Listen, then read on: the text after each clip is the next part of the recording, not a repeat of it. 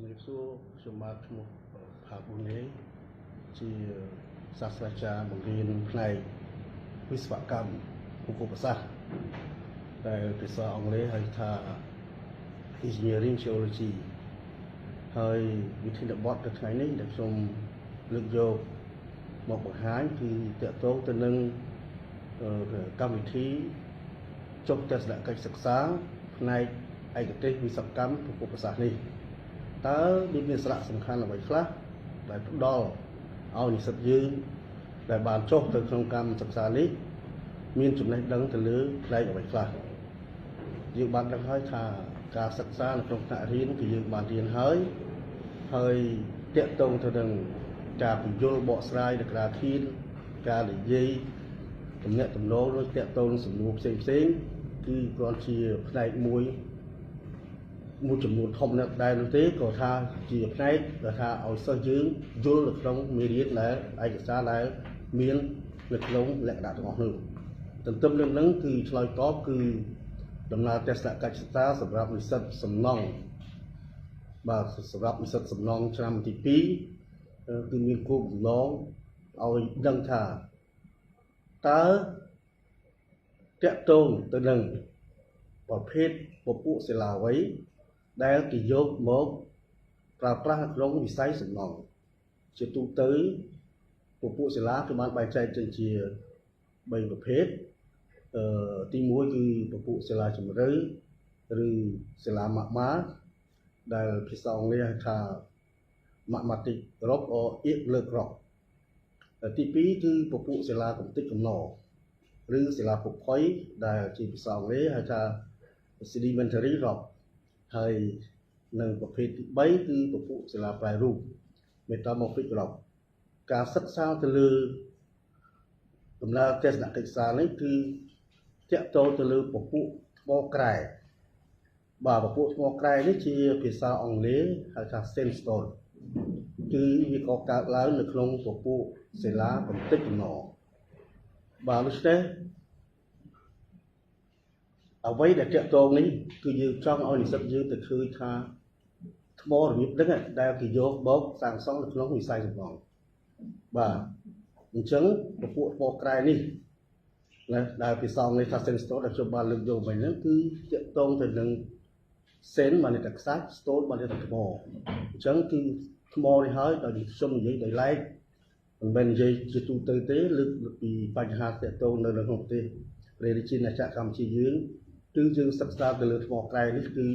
រហូតប្រហាក់ប្រហែលទៅ 90% បាទ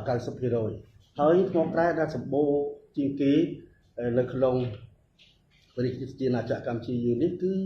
ចាប់ផ្ដើមចេញពីខេត្តកំពង់ស្ពឺទៅនៅក្នុងវិទ្យាល័យ4បាទពីខេត្តកំពង់ស្ពឺទៅវាឃើញហើយសុទ្ធតែអាជីវកម្មថ្មក្រែទាំងអស់នៅខាងឆ្វេងដៃក៏ដូចខាងស្ដាំដៃបន្តរហូតដល់ក្រុងកំពង់សោមបាទហើយឯងទៅលើការឋានដែលយើងចុះទៅផ្ទាល់នោះគឺយើងត្រូវដឹងថាពពួកថ្មហ្នឹងគឺគេយកមកប្រើនៅក្នុងវិស័យសំណង់របៀបម៉េចបាទជាទូទៅថ្មគេចែកជា3ប្រភេទគឺពពួកថ្មអងដឺបាទហៅថាអងដឺគឺទំហំរបស់វា1សង់ទីម៉ែត្រគុណនឹង2សង់ទីម៉ែត្រទ្រកាត់ហើយនឹងកាត់ស៊ីហើយគោលបំណងផ្ដល់ឲ្យគាត់ទៅឃើញជាក់ស្ដែងថានឹងហើយជាពពួកថ្មដែលយកមកសាងសង់នៅក្នុងព្រះរាជាណាចក្រកម្ពុជាយើងប្រភេទថ្មទី1ដែលមានលក្ខណៈអងដឺនេះគឺយើងយកវាមកប្រើប្រាស់ក្នុងការលាយបេតុងបាទហើយចំពោះថ្មប្រភេទទ្រកាត់បាទគឺយកមកក្រាលផ្លូវឬឯពពួកកាត់ស៊ីគឺពពួកថ្មដែលគេយកក្រាលបាត់ទ្រីនឹងត្រូវស្វែងយល់អំពីលក្ខណៈរបស់ថ្មដែលប្រើការក្នុងវិស័យសំណង់ទី2តកតងទៅនឹងប្រភេទដីបើគឺនិយាយអំពីដីគឺវាមានន័យទូលំណាស់ដីមានដីឈ្មោះដីជាច្រើនណាស់ចំណុចថារបស់វាមានតាំងពីដីឥដ្ឋដីខ្សាច់លបាយដីឥដ្ឋលបាយដីខ្សាច់ដីកណ្ដេកដីជីវសាស្ត្រលក្ខណៈប៉ុន្តែអ្វីដែលតាក់ទាញទៅនឹងកម្មវិធីចុះកម្មសិក្សាផ្នែកសំណង់នេះគឺយើងសិក្សាតែចំណុច2ទេគឺទី1គឺសិក្សាអំពីពពួកដីឥដ្ឋហើយនិងពពួកដីខ្សាច់ព ពពួកនៃខ្សាច់គេបានបែងចែកវាជា3ប្រភេទប្រភេទទី1គឺពពួកខ្សាច់ម៉ត់ប្រភេទទី2គេហៅថាខ្សាច់គ្រាប់មធ្យមហើយប្រភេទទី3គឺខ្សាច់គ្រាប់ធំផលប្រយោជន៍របស់ប្រភេទខ្សាច់នេះគឺខ្សាច់ម៉ត់គេយកវាមកបោកក្នុងខ្សែដំណងខ្សាច់គ្រាប់មធ្យមគេយកមកលាយបាយអហើយខ្សាច់គ្រាប់ធំគេចាក់ប្លង់សេបាទនេះពួកខ្សាច់ហើយផលប្រយោជន៍របស់ខ្សាច់វាមានចែកជា2ទៀតដែលលើកយកមកសិក្សាដើម្បីឲ្យស្គាល់ច្បាស់គឺពពួកខ្សាច់ពណ៌សនិងពពួកខ្សាច់ពណ៌លឿងពពួកខ្សាច់ពណ៌សគឺជាប្រភេទខ្សាច់ដែលគេយកប្រើនៅក្នុងវិស័យឧស្សាហកម្មដូចជាធ្វើកញ្ចក់បាទធ្វើកញ្ចក់ធ្វើកែវលក្ខណៈនៅក្នុងវិស័យឧស្សាហកម្មរីឯខ្សាច់ពណ៌លឿងគឺជាខ្សាច់ដែលយកមកប្រើការនៅក្នុងវិស័យសំណង់នេះគឺជាសារៈសំខាន់របស់ពពួកខ្សាច់ពពួកដីឥដ្ឋវិញក៏មិនខុសគ្នាដែរគឺគេបានបែងចែកចេញជា2ពណ៌គឺដីឥដ្ឋពណ៌សនិងដីឥដ្ឋពណ៌ពណ៌លឿងបាទដីឥដ្ឋពណ៌សនេះគឺគេយកវាមកធ្វើជាចានហៅថាចានពុកសឡែនបាទធ្វើជាថូដែលមានតម្លៃបាទធ្វើជាបង្គំពីសឡង់បាទហើយធ្វើជាលក្ខណៈបរិក្ខារដែលមាននៅក្នុងបន្ទប់ទឹកដូចជាចានឡាបបោដូចជាចានបង្គន់ទាំងអស់នេះគឺគេយកពពួកដែលដីឥដ្ឋយកមកប្រើការនៅក្នុងលក្ខណៈនេះដីឥដ្ឋមួយទៀតគឺដីឥដ្ឋពណ៌លឿងជាទូទៅដីឥដ្ឋពណ៌លឿងគឺប្រើយកមកប្រើការនៅក្នុងវិស័យសំណង់ដែរដោយយើងយកមកធ្វើជាឥដ្ឋធ្វើជាបឿងនិងដើម្បីបប្រើប្រាស់នៅក្នុងវិស័យសំណង់